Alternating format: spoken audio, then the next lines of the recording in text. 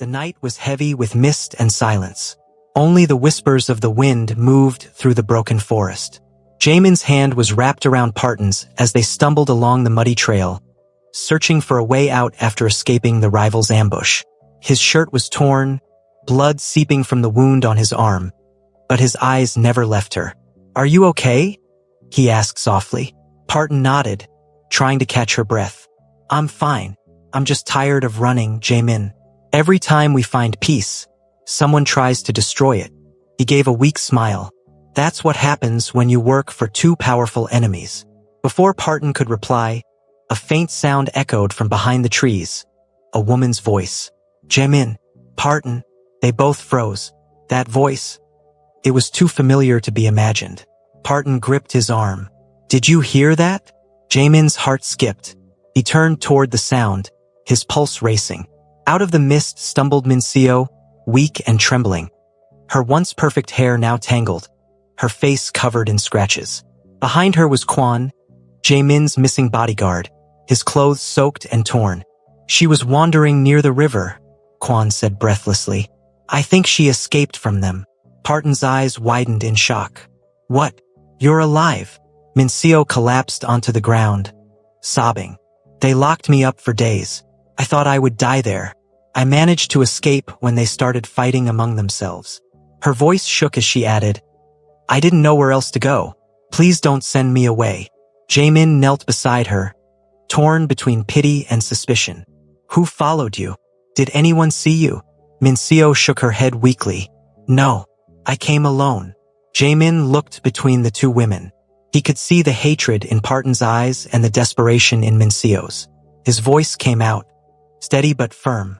"Fine, you'll stay with us tonight. But once we reach the city, you're gone."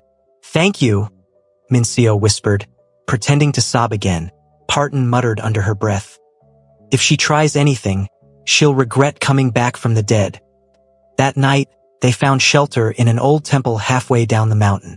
The rain fell steadily, tapping softly on the broken roof. Jamin built a small fire while Parton sat close to him, resting her head on his shoulder. Mincio sat a few feet away, staring blankly into the flames. The silence between them was thick. Even the fire seemed to burn quietly, afraid to draw attention. Finally, Mincio spoke. "You two seem happy together." Parton raised an eyebrow. "Is that jealousy I hear or a confession?" Jamin shot her a warning look, but Parton continued. "Because if it's jealousy, I get it. It's hard watching someone else win the heart you want." Mincio forced a smile. "You're brave, Parton. I admire that." Parton leaned forward. "No, I'm smart. That's why I know a fake smile when I see one." Mincio's lips twitched, but she said nothing. The conversation ended there. Sometime after midnight, Parton woke up suddenly. Something felt off. The air was too quiet. Jamin was asleep beside her, his hand resting protectively near his gun. Then she saw it, a dim glow coming from the corner.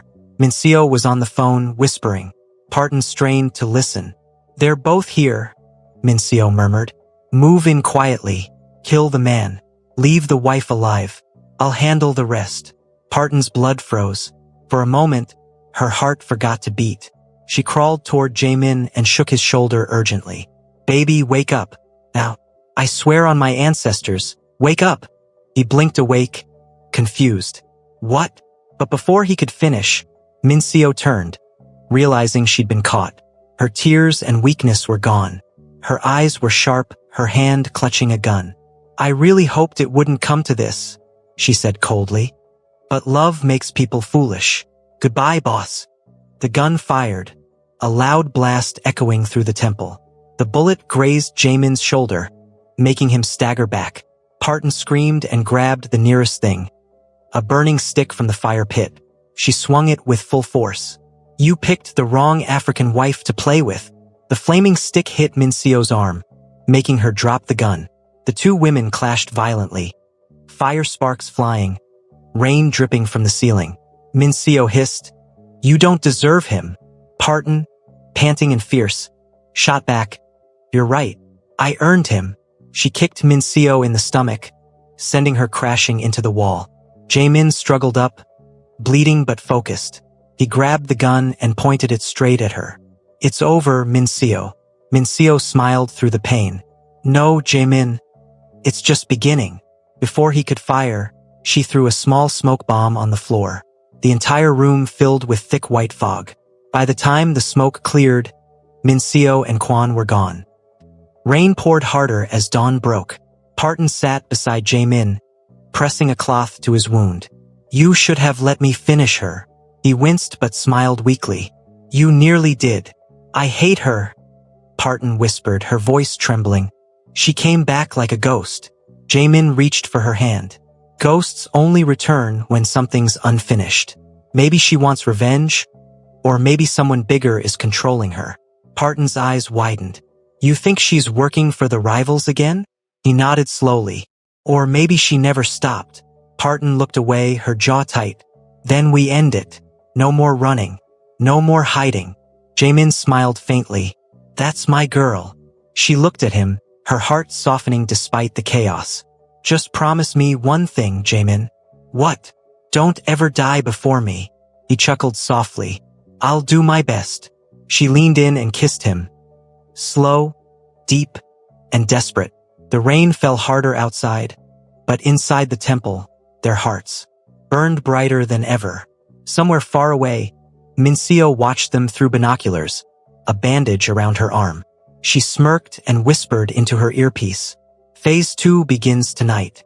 The mountain roads were slick with rain as Jaemin's black SUV wound its way down the winding trail.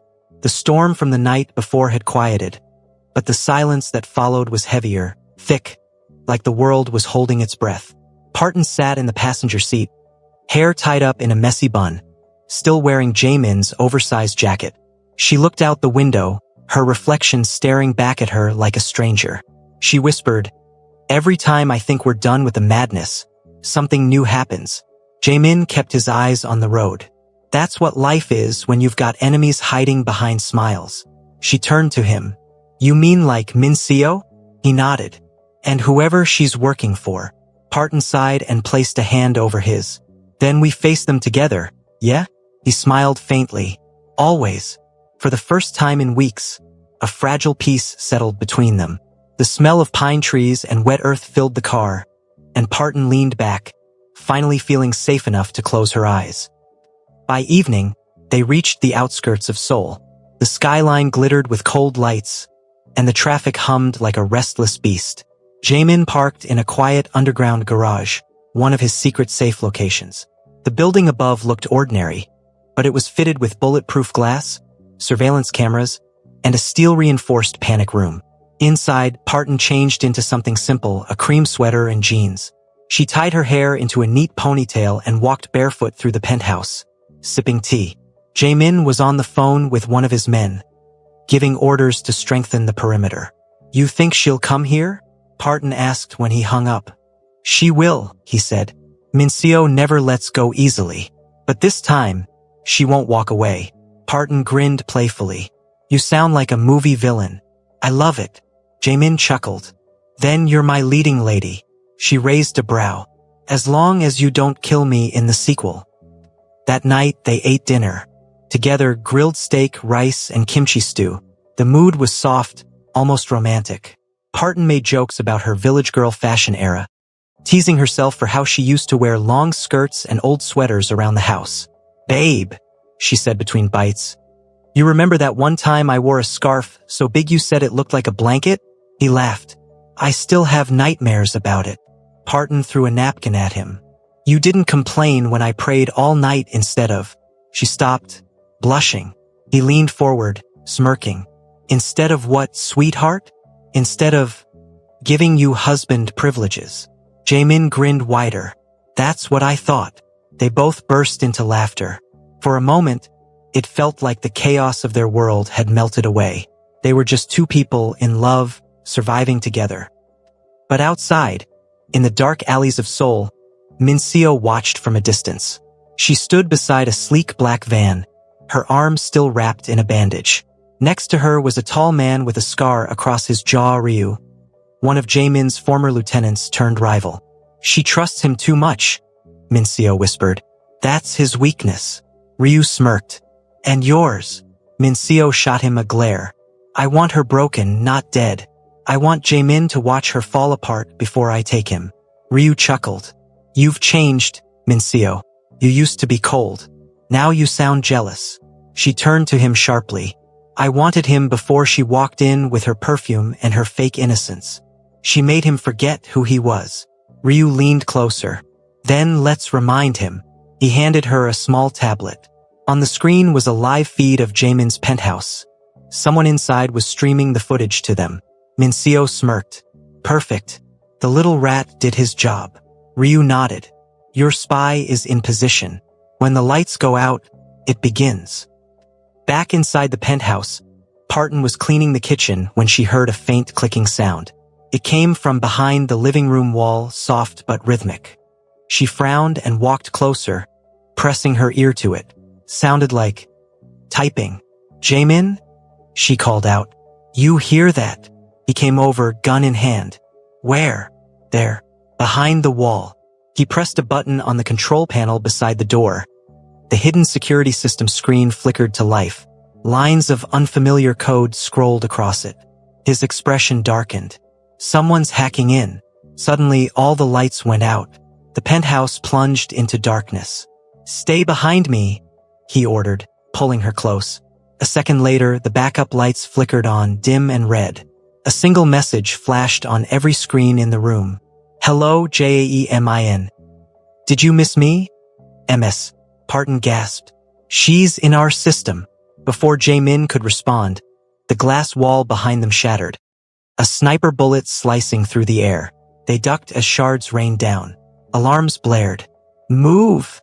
He shouted, grabbing her hand. They ran toward the panic room, but the door didn't respond. It had been overridden. Someone inside jammed it, Jaemin growled. Parton's heart pounded. Who could? Before she could finish, the elevator dinged. Out stepped Quan, his face pale, eyes filled with guilt. Boss, I'm sorry, he said quietly. Parton froze. Quan? You? He lowered his gun. They have my family. I had no choice. Jaemin's voice was low and dangerous. You brought them here. A shadow moved behind Quan. Mincio appeared, holding her gun with a smirk. Miss me, love? Parton's blood boiled. You again. Mincio laughed. Oh, I'm not here for revenge. I'm here for balance. You know I want him, so I'll steal your peace. She nodded at Ryu, who stepped out of the elevator behind her. Finish it. Jaemin lunged, firing twice, hitting Ryu in the shoulder. Ryu staggered but shot back, grazing Jaemin's arm again. Parton screamed, grabbed a vase, and smashed it into Mincio's face. The gun dropped. The women wrestled again, Parton's strength shocking everyone. You'll never win. Black girl, Mincio hissed. Parton headbutted her. Watch me. Jaemin kicked Ryu's gun away and punched him hard, sending him sprawling into the broken glass. He turned just in time to see Parton raise Mincio's gun, trembling but fierce. This is for every time you tried to destroy us, she said. But before she could pull the trigger, Quan jumped in front of Mincio, yelling, Stop! Don't! The gun fired. The bullet hit Quan square in the chest. He fell instantly, eyes wide, a final whisper escaping his lips. Tell my daughter, I did it for her. Parton dropped the gun, shaking. Oh my God! Mincio used the moment to flee, limping toward the elevator. Jaemin fired, but the doors closed just in time. Smoke filled the penthouse. Alarms screamed. Jaemin grabbed Parton and pulled her to safety as the emergency sprinklers went off, raining water and glass over them. She buried her face in his chest, sobbing. She's never going to stop. He held her tightly, whispering, Then neither will we. Outside, from a speeding car, Mincio watched the burning penthouse through the rearview mirror. Her eyes were cold, emotionless. Phase 2 complete, she said into her phone. Move to Phase 3. The morning rain over Seoul fell like a sigh of exhaustion, soft, endless, washing away the smoke and blood of the night before. The penthouse was gone, burned down to black glass and memory. But deep in the southern docks, inside a quiet warehouse hidden behind stacked shipping containers, two lovers were planning the final war that would set them free. Parton sat at a wooden table rolling bandages. Jaemin sat shirtless before her, his shoulder freshly stitched from a bullet graze. Every time she pressed the antiseptic, he hissed in pain, and she grinned wickedly. "Stop moving," she scolded. "You act like a lion but cry like a cat." He chuckled hoarsely. "You're enjoying this too much." "Of course," she said, dabbing another wound. "That's for scaring me half to death." "Then you'll love this part," he muttered. "Because we're not done yet." Parton paused, her hand stilling. "You're not going back out there, are you?" He met her eyes, dark, tired, determined. "We don't have a choice. Mincio knows every one of my routes. As long as she's alive, we'll never be safe." Her lips trembled slightly, but she steadied her voice. "Then we end it, but this time together." He nodded. "Together." They spread blueprints and maps across the table, diagrams of the city the tower Mincio had taken over, and tunnels underneath. She had gathered every remnant of his rivals, forming her own army and controlling all Jaemin's old networks. Parton pointed at the top floor. "This will be her command center. She'll stay high, like a vulture watching everything burn." Jaemin smirked. "She wants me alive long enough to watch me fall." "Good," Parton said, a dangerous spark in her eyes. "Then we'll make her come to us." He raised an eyebrow. "How?" Parton leaned forward, her smile mysterious. "Simple. We'll give her something she can't resist, your downfall." By evening, underground news networks buzzed with false reports. Mafia leader Park Jaemin, spotted alive, preparing to surrender to Interpol in exchange for immunity. The rumor spread like wildfire. Within hours, Mincio saw the message flash on her encrypted phone. Her jaw clenched. "So he plans to walk free?" she muttered. "After everything?" Ryu, her injured second-in-command, limped beside her. "If he really makes that deal, your entire operation collapses." Mincio's lips twisted into a cold smile. "Then we kill him before he speaks."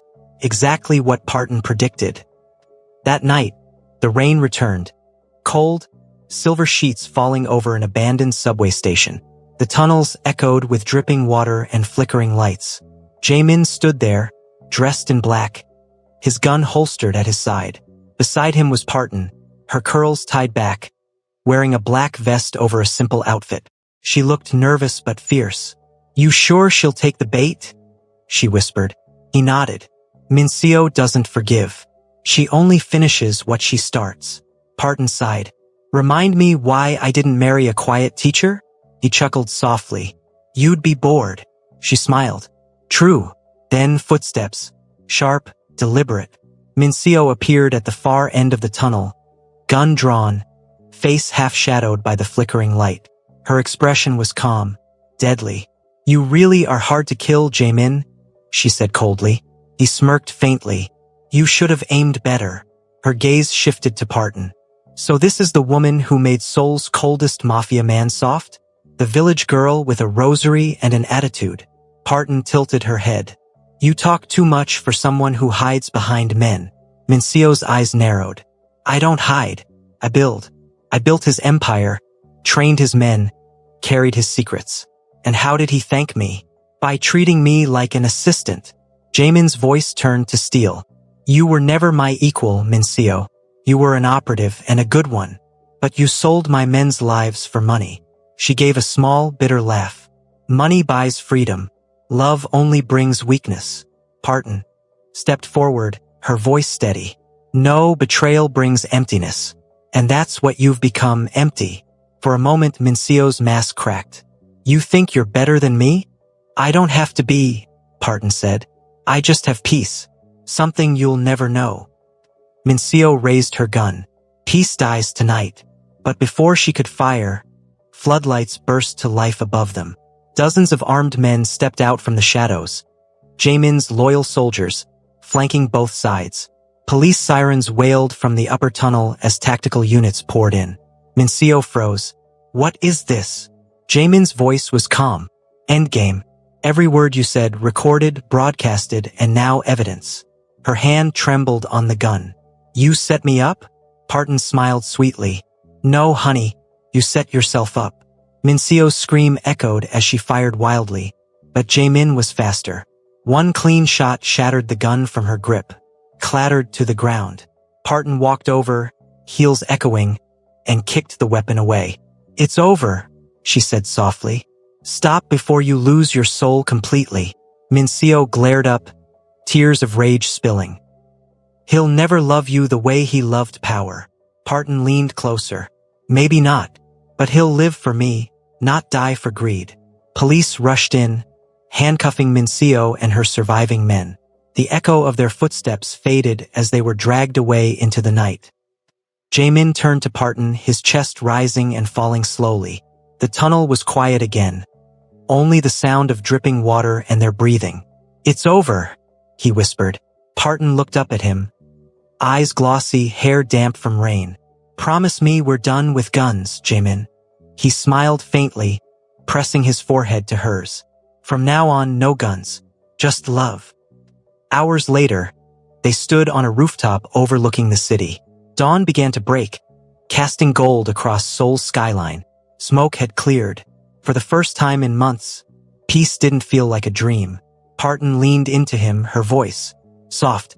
"You know what I want now?" "What?" he asked, brushing her hair back. "A normal life. Breakfast without bullets. Dates without bodyguards." He chuckled. "And prayers without arguments." She laughed. "You remember." "I remember everything," he said, kissing her hand. "Even the day I fell in love with the black girl who dressed like a queen." She giggled. "And now you can't live without her." "Never," he whispered. As the sun rose higher, the skyline shimmered like hope.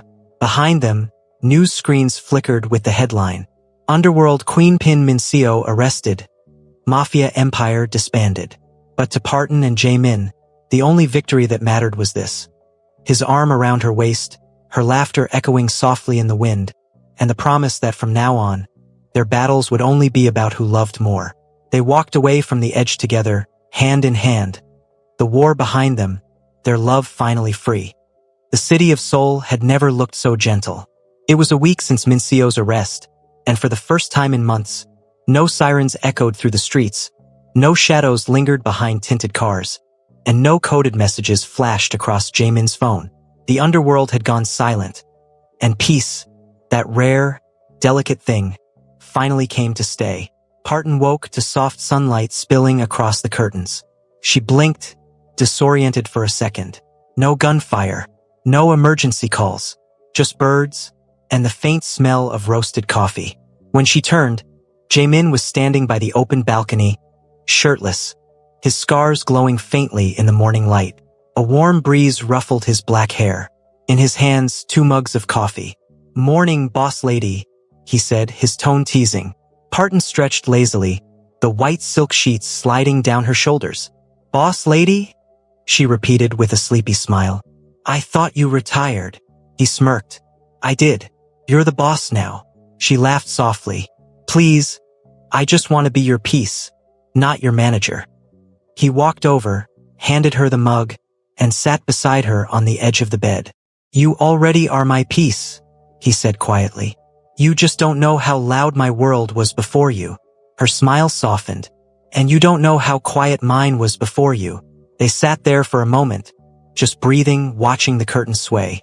The past week had been a blur of statements, court hearings, and dissolving Jaemin's remaining businesses. The authorities had accepted his cooperation, and the world had started calling him the reformed Mafia prince. But to Parton, he was just the man who whispered prayers in his sleep. Later that morning, they decided to leave Seoul for a few days. The city carried too many memories. Blood, betrayal, smoke. They packed light, jeans, hoodies, and the simplest things they could find. Jaemin drove while Parton sang softly beside him, her fingers dancing out of the window, catching the wind. They took the long, coastal road toward Busan, where the ocean met the cliffs, where the horizon felt endless. It was the same road Jaemin once used to escape police convoys years ago, but now it led him toward freedom, not fear. After 5 hours, they stopped at a quiet seaside town. No skyscrapers, no guards, just fishermen, old cafes, and children running barefoot. They rented a small wooden cottage near the shore. The sea stretched endlessly in front of them, glowing blue under the sunlight. Parton stood barefoot in the sand, her curls dancing wildly in the wind. "You sure this isn't a dream?" she asked. Jaemin wrapped his arms around her from behind, resting his chin on her shoulder. "If it is, I hope we never wake up." She smiled and whispered, "I love it here. I love us here." That evening, they cooked together in the tiny kitchen, something they hadn't done since the safe house days. Jaemin tried to chop onions, but Parton laughed at his clumsy hands. "You hold the knife like it's a weapon," she teased. "It used to be," he said, pretending to frown. "Now it's for cooking your favorite meal." She giggled. "You're dangerous in every form." He leaned closer. "You're not wrong." Their laughter filled the cottage, a sound so light it almost felt foreign. They ate by candlelight, sharing stories and feeding each other like teenagers rediscovering innocence. At one point, Jaemin said softly, "You know, I used to think peace was a myth. And now?" she asked, sipping her juice. "Now I know it's a person," he said. "And she's sitting right in front of me." Parton blushed, her eyes glistening. "Don't make me cry in front of my noodles." He grinned. "Then finish eating before I say more." When night came, they stepped outside to watch the stars. The air smelled like salt and jasmine. Jaemin spread a blanket on the sand while Parton lay beside him, tracing constellations with her finger. "Look," she whispered. "That one looks like a heart." He smiled. "You see love everywhere." "I do," she said softly, "because I've lived without it. And now that I have it, I see it in every light." Jaemin turned his head toward her, studying her face under the moonlight. "Do you ever regret any of it? Meeting me, the danger, the fear?" She thought for a moment. "Sometimes I replay it all in my mind. The nights we almost died, the pain, the hiding. But then I remember how you held me through it all. And I realize, even pain was beautiful when you were there." He swallowed hard, his heart tightening. "Parton," she placed a finger on his lips. "Shoo, we survived. That's what matters." He leaned in and kissed her. Slow, deep, tender. The sea roared behind them as if blessing their union. When he pulled back, his voice was rough. "I'm building something new," he said. "A security company, legal this time. I want to protect people instead of hurting them." Her eyes widened. "Really?" He nodded. "And I want you to run it with me. You're the reason I changed. You'll be the reason it grows." Parton laughed through tears. "A mafia man turning bodyguard? That's poetic." He smirked. "No, that's redemption." The next morning, Parton woke up early and stepped outside. The sun had just risen, painting the ocean gold. She wrapped a shawl around her shoulders and whispered a short prayer of gratitude. Behind her, Jaemin came out quietly and hugged her from behind. "What are you praying for?" he murmured. "For time," she said. "That it slows down for us." He smiled, kissing her temple. "Then let's live like it already has." They walked hand in hand along the shoreline, leaving footprints in the wet sand. The waves washed over them, erasing each step, but not the feeling. For the first time, their story wasn't about running or revenge. It was about breathing, healing, and belonging. And as the wind carried their laughter across the sea, it was clear that the world had finally given them permission to love without fear. Morning light spilled across the marble floor, kissing every corner that had once echoed with fear. Guards patrolled outside, but inside, love had taken over again. Parton stood in front of the mirror, wearing a silky red nightdress that shimmered like a secret. Her curls framed her glowing face, and a slow, teasing smile curved on her lips as she dabbed perfume behind her ear. Her reflection looked nothing like the scared woman who once hid in the mountains.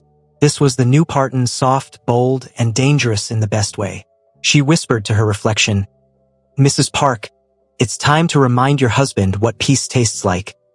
Downstairs, Jaemin was on the phone, giving his final orders to his men. "No one touches my wife, my home, or my peace again," he said coldly. "We're done with bloodshed." He ended the call, took a deep breath, and leaned against the wall. For the first time in years, his heart felt light. Then he heard it, the soft click of heels behind him. He turned and froze. Parton was coming down the stairs slowly, one hand brushing the rail, her silk nightdress flowing behind her like liquid fire. Every step was deliberate, confident. She wasn't just walking. She was owning the moment. Jaemin swallowed hard. "You're going to make me forget how to breathe." She grinned. "Good. Breathing is overrated anyway." He chuckled, walking toward her. "And what's the occasion?" Parton stopped in front of him, her perfume surrounding him like temptation. "Peace," she whispered. "And you?" Jaemin brushed a strand of hair from her face, his touch gentle. "You look like a dream." "And you?" she teased, tracing his jawline. "Look like a man who needs to be reminded what a real queen feels like." His smirk deepened. "I've missed this fire." She leaned closer, her lips brushing his ear. "Then stop missing it." They spent the day together like two people learning how to live again. No guards, no guns, no fear. Just laughter echoing through the mansion. They cooked together, fighting playfully over seasoning. They danced in the kitchen, bare feet sliding on the marble floor. At one point, Jaemin twirled her around and she giggled like a girl again, carefree, alive. Later, on the balcony, they watched the sunset dye the city orange and pink. Parton leaned into him, head resting on his shoulder. "You know what I realized?" she said softly. "What?" "I don't want a big mansion, or bodyguards, or fancy jewelry. I just want peace, and you beside me." Jaemin smiled, kissing her forehead. "Then that's exactly what you'll have." She sighed happily. "And maybe a new wardrobe, because your enemies shot holes through my last one." He laughed. "Deal." That night, the rain came softly. The city lights shimmered outside, and thunder rolled in the distance. Parton stood by the window, wearing his white shirt now. It hung loose on her body, making her look both innocent and dangerously beautiful. Jaemin watched her quietly from the bed, his gaze soft and full of wonder. "You know," he said, "when I first met you, you scared me." She turned, surprised. "Me? Scared you?" He nodded. "You had fire in your eyes. I thought I'd tame you, but you ended up taming me." Parton chuckled. "Good, because I don't do submissive." He pulled her closer. "I know, and I don't want you to." Their lips met, slow, passionate, full of everything they'd survived together. It wasn't just love anymore. It was healing. Afterward, they lay tangled under the sheets, the sound of rain washing away the last pieces of their old pain. Hours later, Jaemin stirred awake. He felt Parton's hand resting gently over his chest. She was staring at him, smiling quietly. "What?" he asked, sleepy-eyed. She hesitated, biting her lip, that mischievous sparkle returning to her gaze. "I was going to wait till morning," she said softly. "For what?" Parton leaned in and whispered, "To tell you, you're going to be a father." Jaemin froze, his eyes widened. "Wait, are you?" She nodded, tears filling her eyes. "Yes, it's real this time." For a moment, the world stood still. Then he broke into the widest smile she had ever seen. He pulled her into his arms, kissing her forehead, her cheeks, her lips, everything. He whispered against her skin, voice trembling with joy. "You've given me life again, Parton." She laughed through tears. "Told you peace tastes good." Outside, thunder rumbled softly, not as a warning this time, but as applause from the heavens. Inside the Park mansion, love had finally won. The Mafia war was over. The secrets were buried. And in their place bloomed a new beginning, one heartbeat at a time. Hello besties, in this sweet story you learn that true love is proven through patience, trust and forgiveness, not just passion. Thank you so much for watching. Kindly like, subscribe and share.